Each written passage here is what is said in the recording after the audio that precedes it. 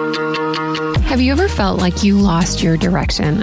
I'm your host, Danielle Zapchenk, and thanks for listening to the Parable Podcast. We are in the midst of collaborating with the Baton Pass as they kick off their spring event season called Illuminate When Light Reveals. I happen to be one of their advisors, and I truly love this team and what this organization is all about. If you haven't heard of the Baton Pass before, they exist to empower women to overcome through the use of stories. So I'm thrilled for us to hear another parable story from Anna, who shares her own story of loss and God's hand on her life. And I just think it's just be sensitive to your healing walk. Don't compare to anyone else. Allow yourself time and give yourself grace, because there's no right or wrong way to grieve. When you feel like, okay, I'm ready to turn the page, I think the Spirit is going to let you feel that. Here's my conversation with Ana Rivera Muñoz.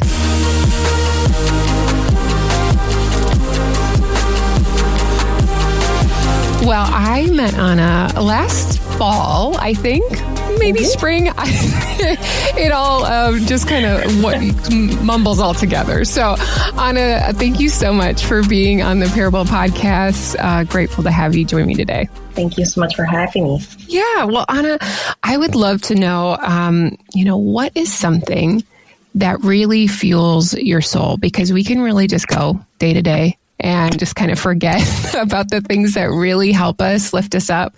So what would be something like that for you? You know, in this season, as I am wrapping up my last few weeks of grad school and finishing up my internship, I find that just being with my family, my boys who are both in college, I have a senior in college, a freshman in college, just whenever we get the opportunity to be together, whether that's playing a board game or just having conversations around a dinner table or watching a TV show together, that has been what is fueling my soul in this season.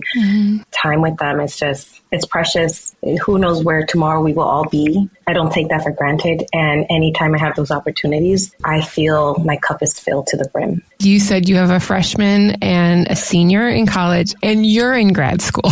It's been a crazy season. Okay, so what are you getting your graduate degree in? I am getting my degree in marriage and family therapy. Okay. Is that therapy kind of just like been a trajectory that has been an interest to you, or has that come later in life? You know what? It came later in life. Both my late husband and I, along with my new husband, I've done therapy with both of them, in different seasons of our life.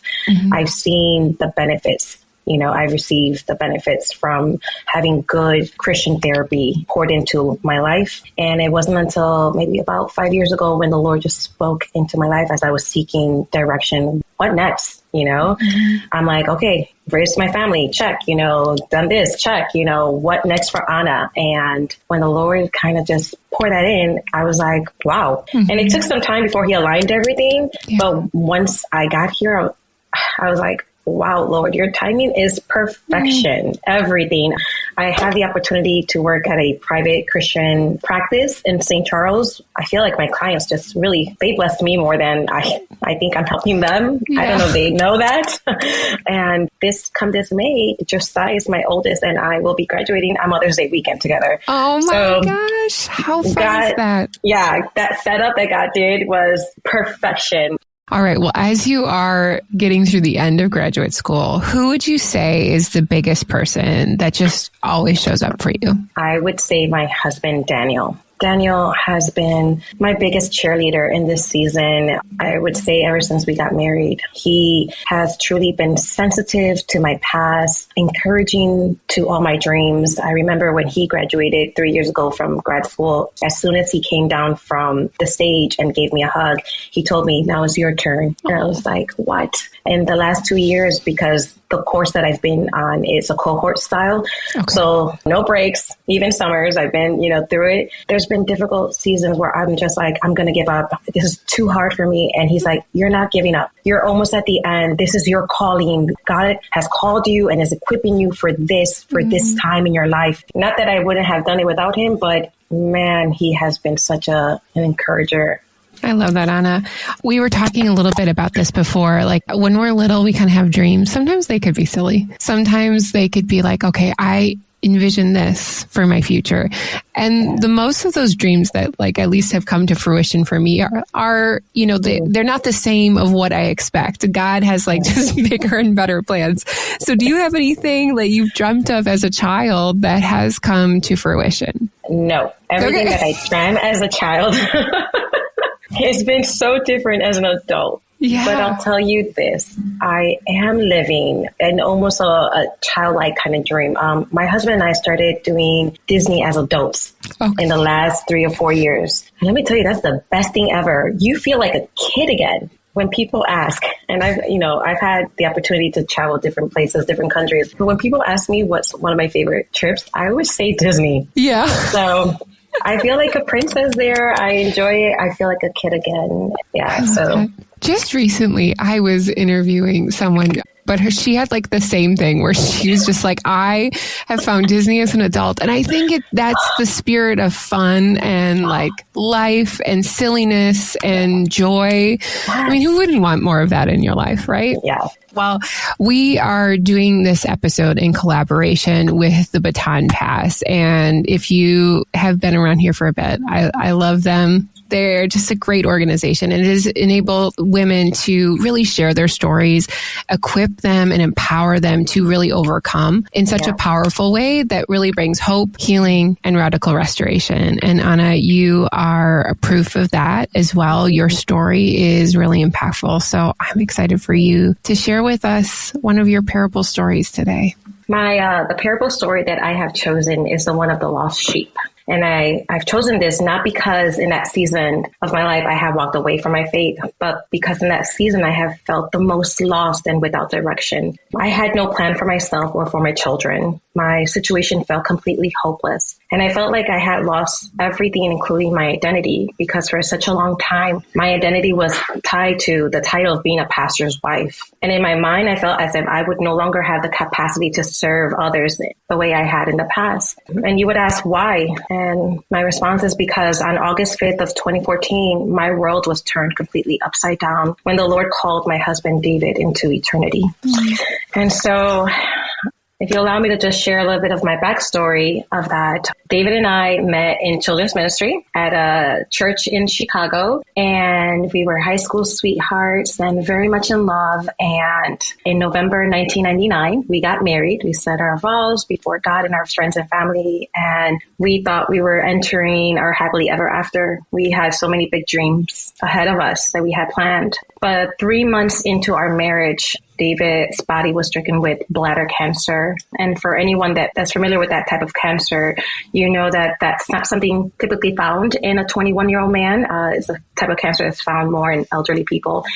David went in through several rounds of chemo, where at the end of that, we're grateful that through the chemo and through the prayer of God's people, David's body was healed, but we also received the news that we would never have biological children. And it was devastating. Not being able to have children was not in our plans. We wanted a large family, actually. At this time, David and I were very busy. We were church planters. We were called into church planting, and we loved it. The Lord allowed us to have several ministries, both here in the United States and in South America. And although we were devastated with the news that we had received, we never gave up hope. We never stopped praying and trusted that God had a plan. We even started an adoption process. But 3 years after that, we were surprised when I was able to get pregnant. And in 2003, we welcomed into this world our first son, Josias. And then 3 years after that, we welcomed our second boy, Zacharias. And up to this point, I felt like my life was complete. And I felt like we were happy, we were steady, we were in firm foundation for sure. But in 2010, challenges resurfaced in David's health, and he started having a lot of cardiovascular issues. By this time, David was diagnosed with AVMs. And for those that are not familiar with that term, AVMs are abnormal tangles of the blood vessels that can cause problems with the connection between your arteries and your veins. And this disrupts the blood flow in your body. And it also put a lot of strain and pressure on the heart and the whole vascular system. What we did not know was that This was a congenital condition that David was born with, but we didn't find it until later in his life. So the next few years of David's life and our young family life, David had many surgeries. We traveled to the Mayo Clinic, the Cleveland Clinic, and we had an amazing team of doctors and physicians that were wonderful and walked this season with us.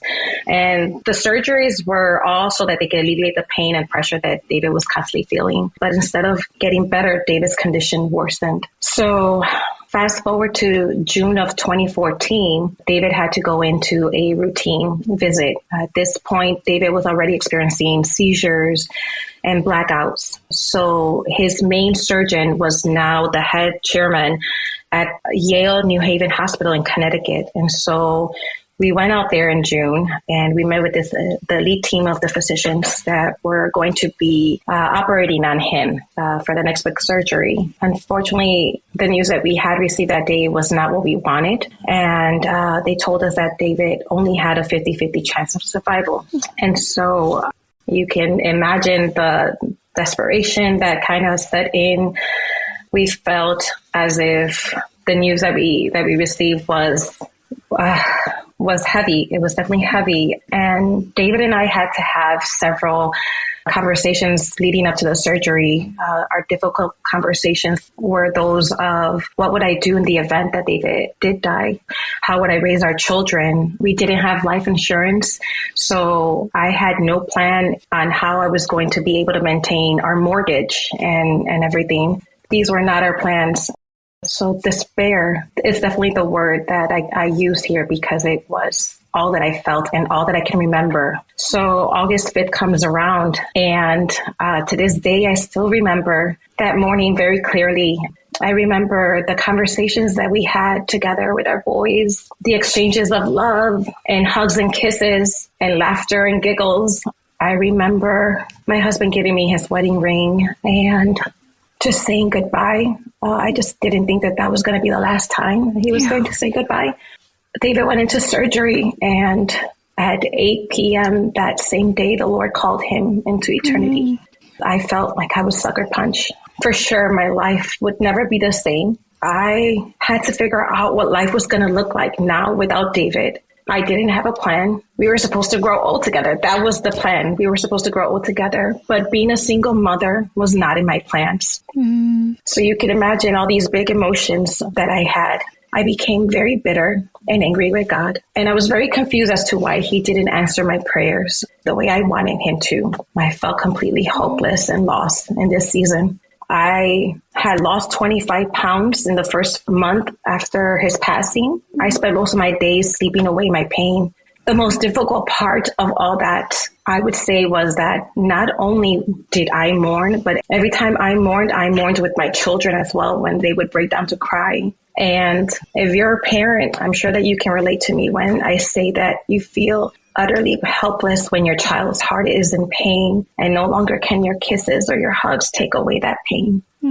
I felt desperate for healing and I became angry and I questioned God and I questioned, had the Lord abandoned me in my darkest season? I was a worshiper all my life. And in this season of my life, I could no longer open up my mouth to worship. I had felt like I had lost my worship. The hopelessness that I felt was so big that it consumed me. And in between the months of August and December of 2014, I lost my husband. My home and car were repossessed. I had to say goodbye to my church ministry that we had planted. I even said goodbye to friends and I lost my identity.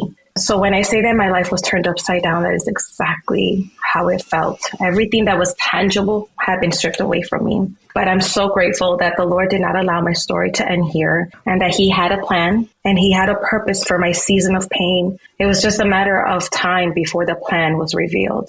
Anna, thank you so much for sharing David with us and be able to hear a little bit about his story. I mean, it's just so beautiful that you guys met, 9 years old, children's ministry, and just to have that time with him. And obviously, you know, for you, it felt cut short. When you get married to someone, you believe that this is forever. And ultimately, you know, you get to see David in heaven, but you're like, you question all of these things like, well, what's going to happen now? Who's going to be able to watch our children grow up? Like, I'm going to have to do this alone. You know, you said a couple of times, you know, this was not our plan. And I think so many people can resonate with that when we go through something in life. You question, like, are you good? Like, why are you doing this? Mm-hmm. And while the story doesn't end here, how did God reveal and illuminate himself through this season of your life when you are just desperate and wondering what your identity is? I call this next chapter my new beginning. It truly was. And it's so funny because that was the name of our church that we had pastored, New Beginnings. I want to tie this up with the parable because just like the good shepherd, when a sheep is lost, he leaves the 99 and he goes out to go find that sheep. And when he finds that sheep, he heals their wounds, he binds them up, he puts them on their shoulder and he brings them back. And I felt like I saw Jesus do that for me. He became my good shepherd. He found me in my darkest season. He picked me up. He healed my wounds in a way that I had never experienced him do that for me before. And he carried me through that season. And in one of the most darkest times of my life, in my brokenness, in the midst of my despair, I witnessed the Lord step into my situation and into my dark place and transform it. And it didn't happen overnight. And it didn't happen all at once, but gradually the Lord did show me that he actually was taking care of me and my two sons. And a lot of it happened through the body of Christ. One of the instructions that David had left for me and the boys was not to stay in our church ministry, to go find healing somewhere else. And out of obedience to his last wishes, I had stepped away from our ministry and took my boys to one of our sister churches in Bloomingdale. And I thought that I was just going to sit there and I had no plan. I didn't even know what to expect. But the Lord had purpose for that move. And one day the Lord allowed me to share my story to the congregation, and an elderly couple was listening to it and were moved by it. And through that beautiful elderly couple, they provided for this poor widow and her two boys a safe place to live that we were able to call home for the next 3 years of my life. And not just that, but also a job, because I had not worked in several years because I was taking care of my family and ministry. And I saw the Lord show up and show out in my home during those next 3 years in ways that still to this day, when I think about it, leaves me in awe. And it reminds me of two beautiful verses that became super real to me in that season of my life. One is found in Psalm chapter 68, verse 5, and it says, "Father to the fatherless and protector of the widow is God in his holy dwelling." And that's who God became for us. He became a father to my boys, and he protected this poor widow and provided beautifully.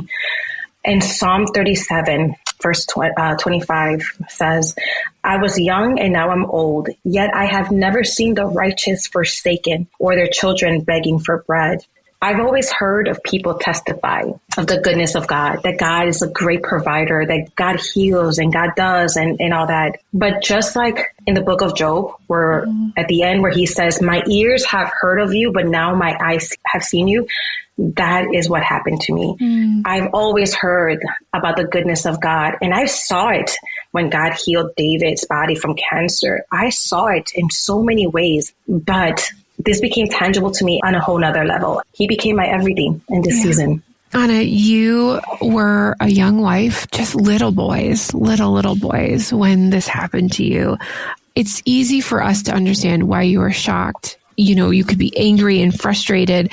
What would be your encouragement to somebody just walking through this process? Because like you said, I didn't feel like I could worship. I'm sure you felt like at times you couldn't even pray because you just feel overwhelmed and desperate. What would you say to the woman on the other side that feels like she's in that same space and what to do next? Wow. We were young. I was just 33 years old when I lost my husband. Josiah was 11.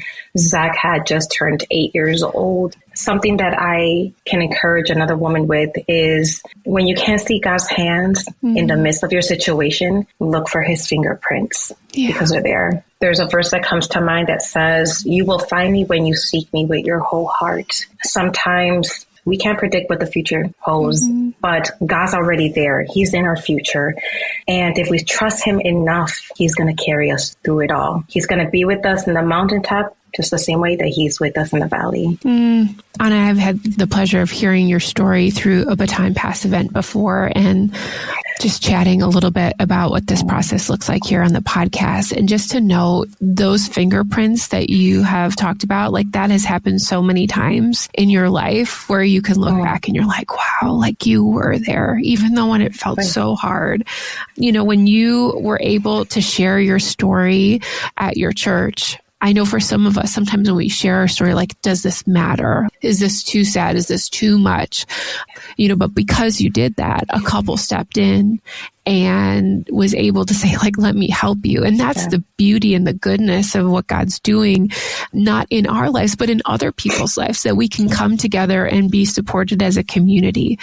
Talk to me a little bit about when we share our story in community, what comes out of that? You allow the body of Christ to truly be the hands and feet of Jesus. You allow the body to be able to truly come alongside and cry alongside you. And that takes being vulnerable and allowing people to come in to spaces that may seem uncomfortable. But I've learned that sometimes the Lord makes us uncomfortable so that he can set us up for bigger blessings.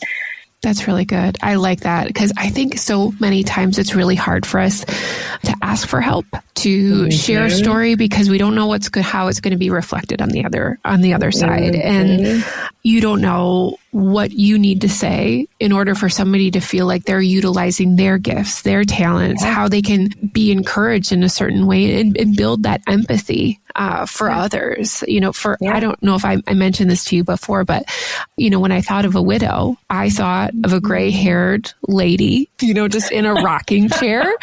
And that whole picture has been blown out of my mind for the last couple of years because I met so many women that have lost their husbands at a young age. And like that verse says, like, how can we support and love the widow where they are? Now, I know your story doesn't even end there. Like, God's goodness has shown up. You know, talk to me a little bit about singleness and then who God brought into your life after. Hallelujah. My story didn't end there. Truly. But I say that today, but truly when, you know, after I took a season to heal and when I felt that my heart was in a place where I felt healed enough, right? Healed enough. Yeah. I made a prayer and I told the Lord one day, I don't even know where this came from, but I was like, Lord, I don't know what plans you have for me. If singleness is what you have, amen, I accept. And I'm going to trust that you're going to help me, you know, continue raising my boys. And I am going to trust that financially I'm going to also be well off. And then I said, what I always joke about this, what the most dangerous word you could ever say in a prayer. And I said, but, and in my mind, I always picture that when I said, but, Jesus was like, hold up, here I go.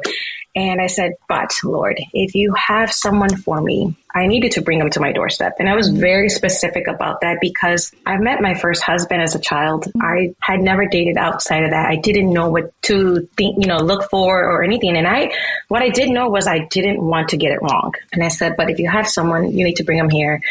So Daniel was part of our friend circle, and he was also part of our church plant ministry. Daniel also lived an hour and a half away from me. So when I said goodbye to my church ministry in December of 2014, I never thought I would see many of them, you know, or Daniel again, right? Yeah. And then one Sunday afternoon, while I'm in church, I see Daniel walking in the hallway and was completely taken by surprise. And I'm like, what are you doing here? You don't even live around here.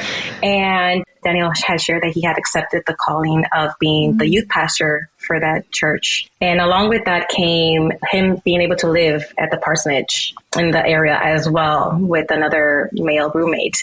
And Daniel went from living an hour and a half away from me to just 5 minutes away from me. But it wasn't until it was the right time that God allowed me to see Daniel with a new set of eyes. And 3 years after I had lost David, Daniel and I made our wedding vows before our sons and our friends and family and before God. And this September will be 8 years of marriage. Wow. Wow. Yeah. That's beautiful, Anna. I'm so excited for you. And just to see his goodness, you know, just not any random person, like someone your husband even knew, like how beautiful that is. Yes. You know, you mentioned before you started talking about Daniel, like you had taken some time to heal. Healing is a process. I think also healing and grief, like it's ongoing.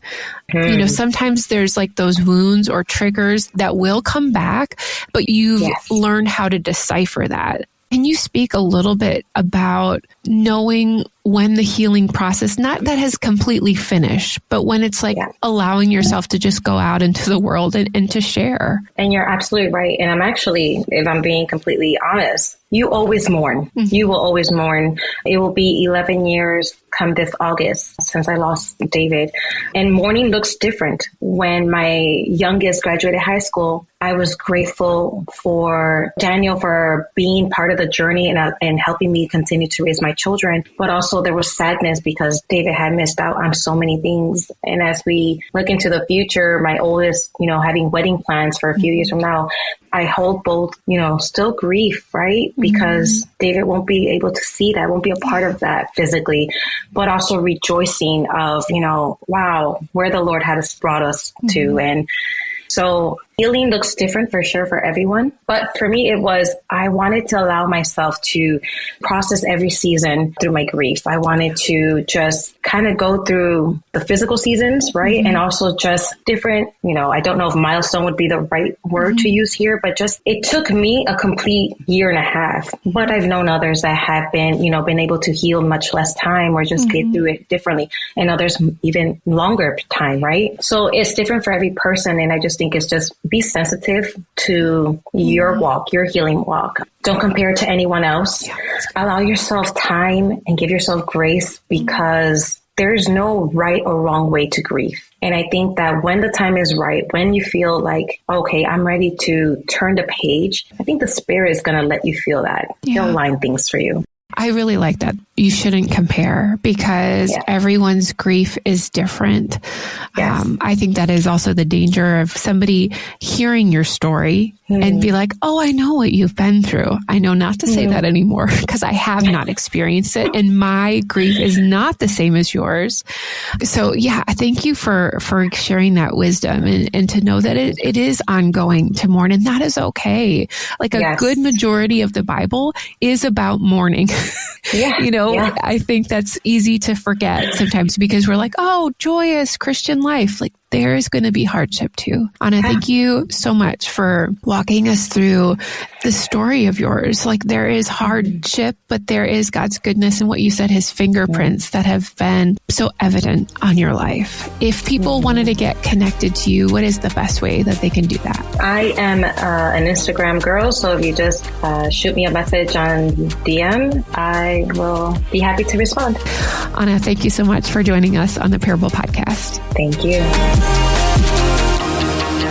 What a story, right? I loved Anna's authenticity and willingness to share the hard parts of her story with us.